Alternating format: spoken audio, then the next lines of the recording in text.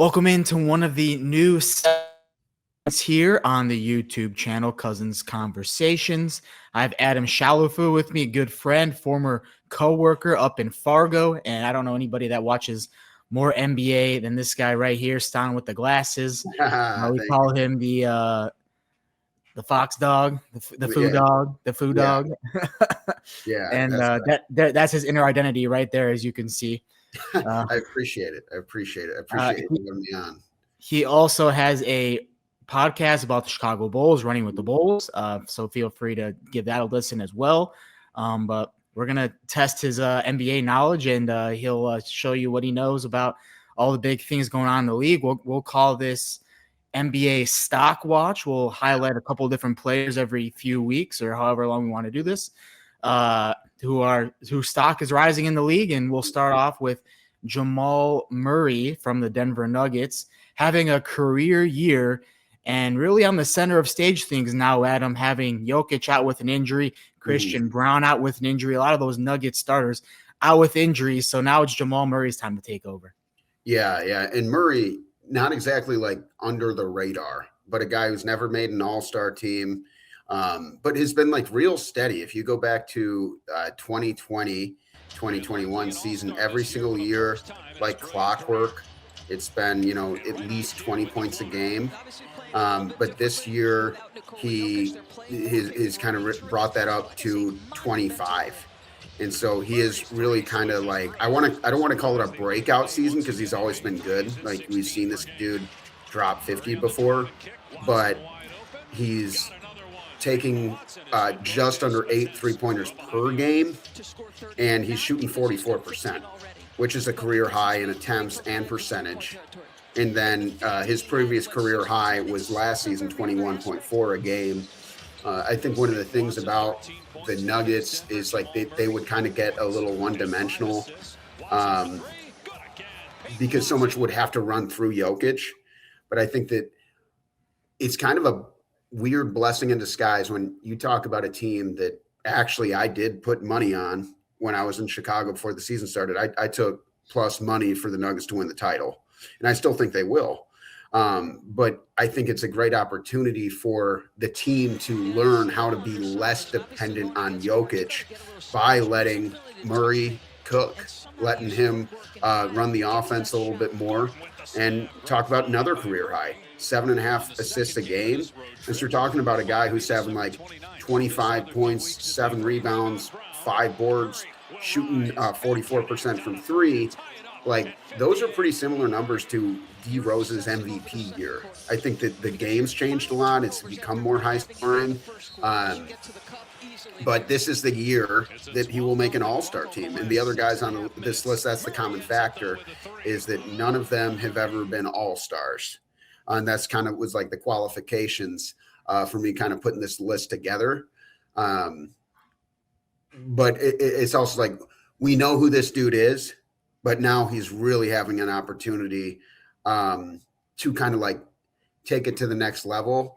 And it will tie into this a little bit, but like one of the key scorers on that team also is no longer with the team in Michael Porter Jr., and you had a guy who was averaging 18 points a game last year for the team. That does open up a bigger opportunity for Jamal Murray. But when you talk about like great running mates, as far as like a big man, little man, I think that Jamal Murray and Nikola Jokic should be talked about more together. And it shouldn't just be the Jokic, because when you look at what's some of the actions that work best for Jokic too, it's so much what he can do with Murray and their chemistry and some of the actions that they can run towards the top of the arc and create opportunities for each other and create opportunities for other teammates. And it really is such an advantage when you have two guys on the floor. That it's basically like having 2 point guards.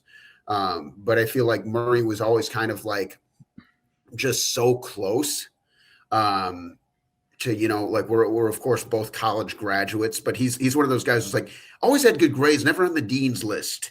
But this year, yeah. You know what I mean? He's making the dean's honorable list. mention. Yeah. No honorable mentions this year. This guy he's got to be a lock for an all-star appearance. Hopefully we see that. That's coming up here in a month or so. Sharing the ball and scoring. You love to see that from a point guard, don't you? Oh, absolutely. I mean, obviously with Jokic out, it creates a massive challenge. And then when you consider, it was crazy because like Jokic gets out, and then the next game, Valanciunas gets out. But this dude, you look at like the last few games, numbers are crazy. Like I'm gonna take you through his last few. So he had 20 points, 11 assists against Miami in a 147-123 loss on the 29th of December. Then 21 points, 6 rebounds, or excuse me, 6 assists, 7 rebounds in a win over Toronto. 34 points, 7 assists, 6 rebounds against Cleveland. But here's these last 2 games, 27 points, 16 assists against Brooklyn to go with 6 rebounds. And then the last game, 22 points, 17 assists, 8 rebounds. And like those last 2 games, his shot wasn't falling. He was 3 for 9 from downtown in the game against Boston, but they still won. And then loss against Brooklyn, not a good team you want to be losing to. 1 for 7 from 3, but he's still impacting the game. And like because Jokic is primarily going to be their like main passer, leader in assists, it does create an opportunity for Jamal Murray to take a more traditional point guard role, because it's almost like when you play with Jokic, it would be like how, it's like when you think about like Steve Kerr and Ron Harper with those old Bulls teams, like sure they were running point a lot, but like Scottie Pippen's the point guard and Michael Jordan needs the ball in his hands a lot too. And so Jokic, any point guard who's going to play alongside him, he almost has to be more of a combo guard to truly fit. And you see that also with like a guy like LeBron James, because like what did the point guards and the shooting guards who really worked well alongside him, they had to be such a good catch and shoot guy, and they had to know how to operate off of LeBron. And so I think that like what Murray has done so well throughout his career is operate off Jokic, who's the best basketball player in the world. But now you're seeing him take advantage of this opportunity to show that he can do more. And it's a time when he's undisputedly the best player on the team until Jokic gets back. And so it's cool to see him shine. Jamal Murray is the Denver Nuggets right now. And you mentioned a former teammate of him, Michael Porter Jr., really able to show that scoring ability now being on the Brooklyn Nets, and really showing also that player that when he got drafted from Missouri and had all those injuries, you're kind of questioning the pick, but now really showing that ability and what he was coming to the league for originally. Oh, totally, man. I mean, this guy was the number 1, if I'm not mistaken, like prospect going into college. Oh yeah, big time. All the hype. And he had the back injuries, and it was really concerning. And I believe he dropped like 14th, 15th when the Nuggets drafted him. I'm gonna fact check exactly when he went. 14th pick in 2018. And I remember I was like, hey, Bulls, come on, we're going to take this guy, right? Yeah. We're not going to be stupid enough to pass on like the guy who could have gone number 1. And of course they did, because they are stupid. Yes. That's for another time, though. That's for another discussion. Yeah. And he didn't play that whole first year in 2018-19. And so that was kind of obviously the guy had some issues. The next year he plays 55 games, 9 points per game. And then year 3, 19 points per game. And then he did have a fall off in 21-22. He only played 9 games. So the injuries were certainly a factor, but if you look at the last few years, he seems to have gotten past that. He played 62 games in 22-23, 81 games in 23-24, 77 games last year, and he's played 29 games this year so far. And he's playing 33 minutes a game, but now that he's actually been asked to be the team's leading scorer, like this guy is bananas. He's taking 9 threes a game. He's shooting 40%, and he's been like clockwork throughout his career, shooting either high 30s or low 40s, sometimes even mid 40s. And it's so hard to stop a guy with that kind of bag because he is 6'10". Like I think he's kind of a sneaky athlete too, but his ability to just create his own shot, rise over the top, and kind of one of those more modern forwards. Because I feel like in today's game, there's like, it used to be like, there's your small forward and here's your power forward. And a lot of times, like, because you're seeing so many like 5 out and 4 out sets, like your forward's your forward. And they're kind of interchangeable. And it's like, I feel like we started seeing this with like Heidigo Turkoglu and Rashard Lewis back with the Magic. And everything had Turkoglu, man. Love that guy. I love them. They were both awesome. Yeah. And like kind of a flash forward to like what we're going to see for years to come as far as like the NBA continued to evolve. But like now that he's able to kind of be asked to do that, it's similar to Jamal Murray, where it's like the opportunity is there. And he stepped up. And it is weird, though, because he wasn't as good a fit as Cameron Johnson is for the Nuggets. And that's not necessarily like a knock on either guy. Like, I think that Michael Porter Jr. is way better scorer than Cam Johnson. But Cam Johnson's like a really good defender. They're both solid rebounders. I'll call that a wash. But I think the Nuggets needed a guy more like Cameron Johnson, where the Nets, I'm not exactly sure what they're doing because I could see them flipping Michael Porter Jr.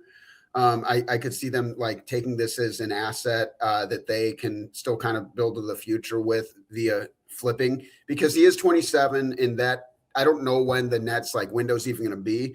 But I wouldn't be surprised if he's someone who's actually moved at the deadline in the coming weeks if the opportunity's right. But for now, if you're a Nets fan, you're like, yeah, sweet. We got a guy who doesn't suck. That's cool. It's been bad. It's been bad. Exactly. Making the Nets maybe a little bit relevant far as – a little.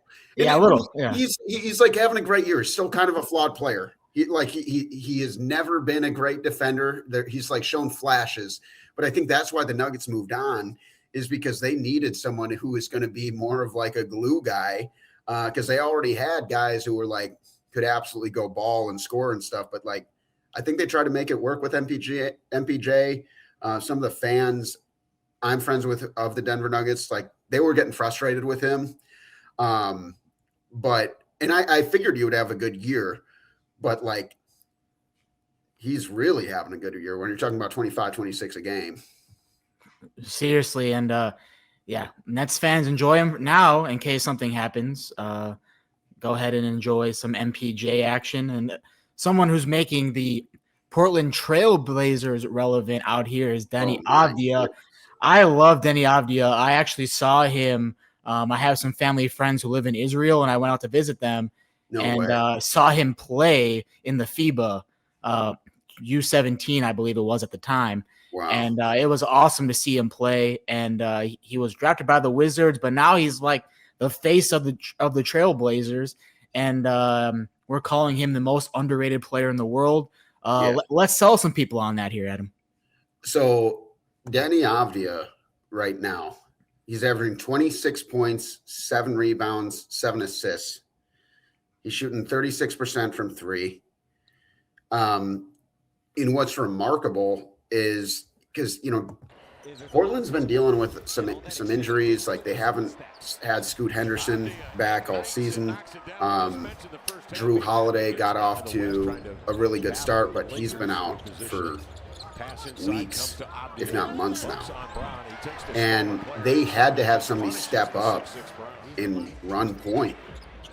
Deni Avdija is now running point. And when you have a 6'8", 230 point guard, that's Magic Johnson stuff. And I'm not saying he's Magic Johnson, but like, yeah, that's like, it's a substantial advantage when you have a point guard that's built like a power forward, you know?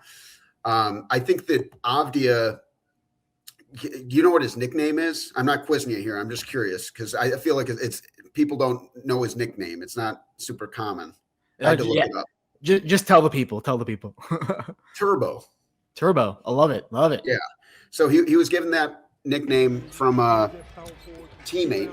I can't remember who when he was on the Wizards because that's how he played. It was like a video game character who was, you know, holding the turbo button down. And I like it. Yeah. And I've been kind of following this dude the last few years because he just like he started to catch my attention like 3 years ago. He kind of started getting on a tear with the Wizards right before they moved to the Blazers in the offseason, ironically. But I think the problem was like he tried to push too hard because he wants to play fast. And Portland is actually in the top 10 in pace in the NBA. And they're at times they've been in the top 3. So like Portland wants to play fast. Avdija helps them play fast. And because he is such a good rebounder, he can kind of be a one-man fast break.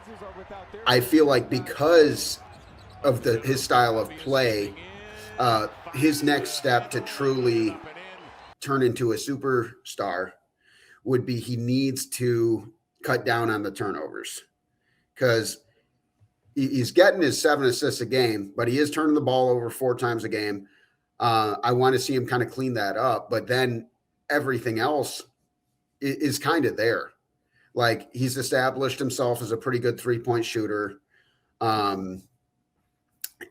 Like he had a triple double recently against the Spurs, like 29 points was it? Yeah. 29 points, 10 assists, 10 rebounds, playing point guard most of that game.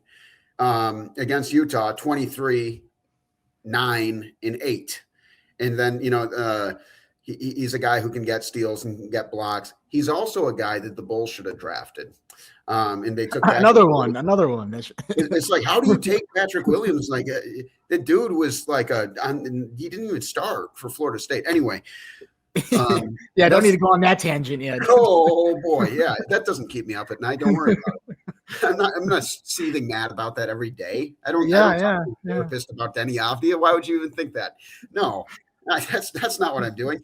But yeah, this dude, like the Wizards, if they don't have egg on their face over this, I don't understand like how they can even wrap their heads around it. And I don't remember details of the trade. Maybe that's worth bringing up, but I don't even care at this point because like there's no way that they won that trade because like this dude he just turned 25 like a few days ago.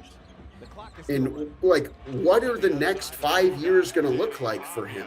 I'm interested to see if like Portland can put the right kind of pieces around him, but I play a lot of fantasy hoops and he's 13th in fantasy points in my league, you know, like that's better than LeBron James, Kevin Durant, Jalen Brunson. He's the highest scorer, and those are guys on my team. That's how I know.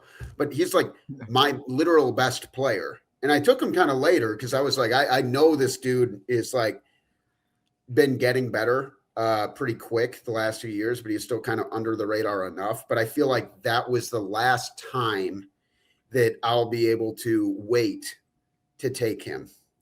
Because the secret is getting out fast. Hey, we're breaking the secret, man. We're making this not a secret anymore by talking about him, you know? So yeah, we're doing God's work.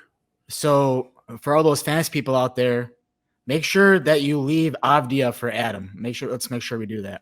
Yeah. Do not take my guy. Do not take my guy. But speaking of my guy and actually some positive Bulls talk, because we have to have some positive Bulls talk. Right. Josh Giddey is becoming the face of the franchise for the Bulls. Yeah. And it's really because he's being used in the right way, and the Bulls are building around him as well. And, you know, let me say one unkind thing about Josh Giddey. He's not as good as Shai Gilgeous-Alexander. But that's an MVP, though. That's an MVP. Yeah. Yeah. And it's okay, because that's actually not a mean thing to say, No. But that's what happened in OKC is that they put this dude at shooting guard. And like a lot of really good players, he didn't come in with a great jump shot.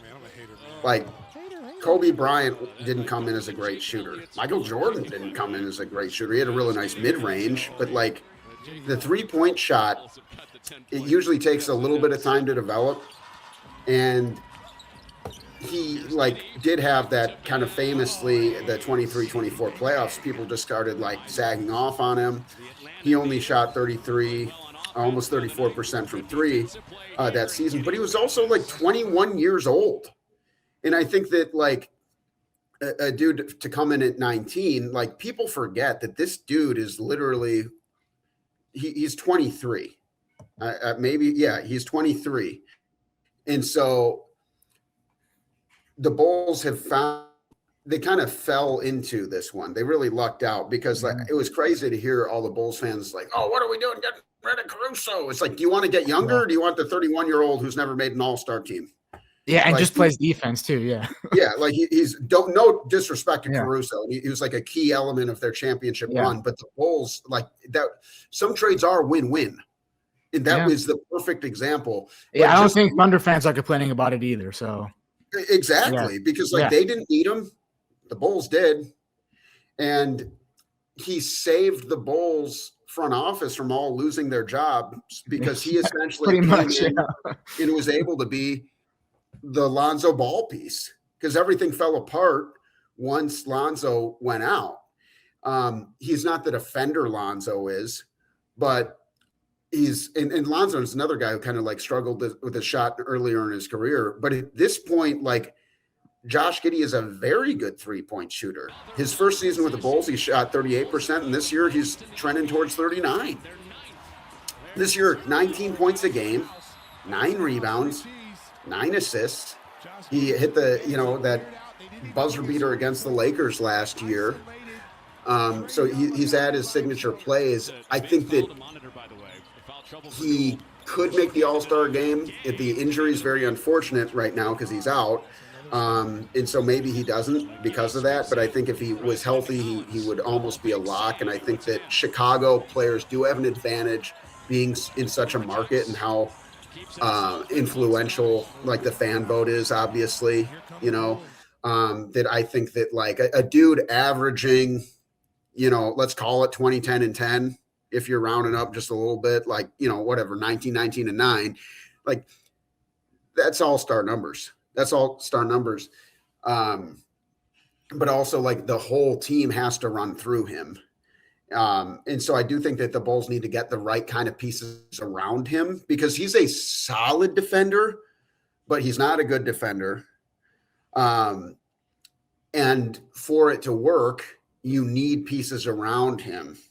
One thing I've seen him get better at this year is because he's always been a good passer, but I felt like teams would be able to predict when the pass was coming and who it was going to.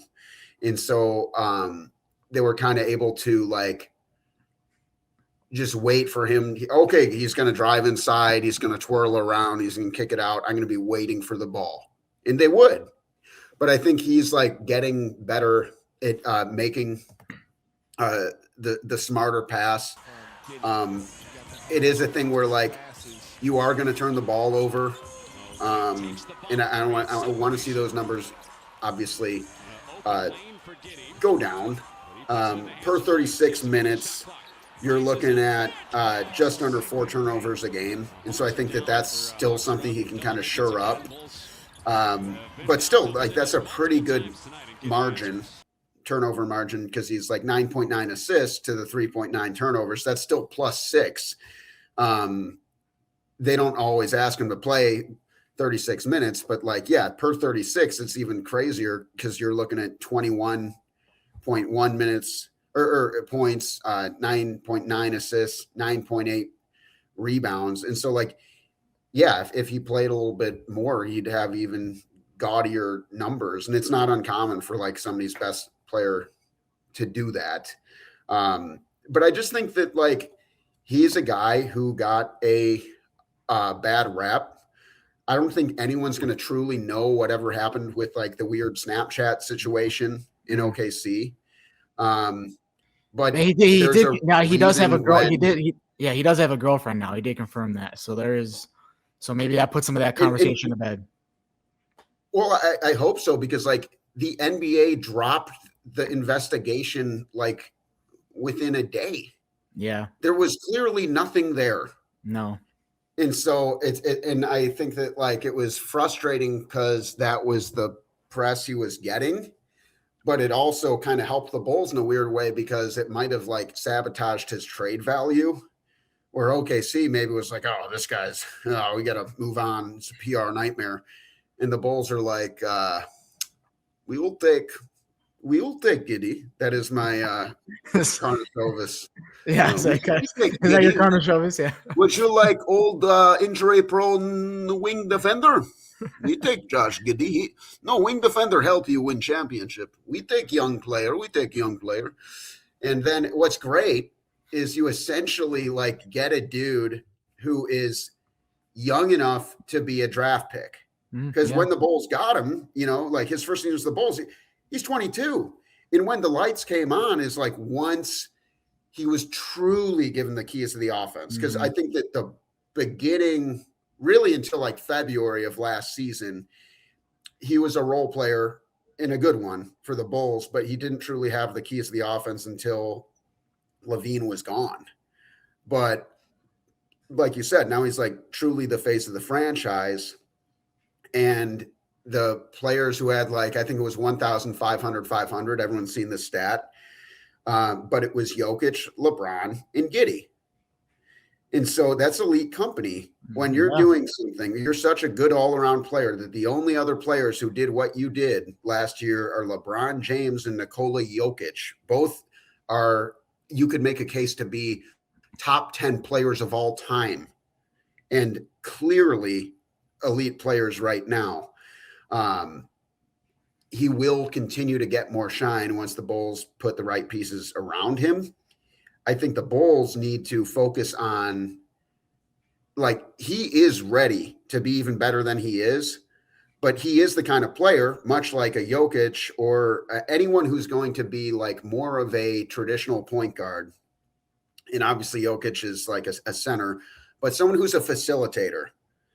You need to have the right pieces around them so they can facilitate, Yeah.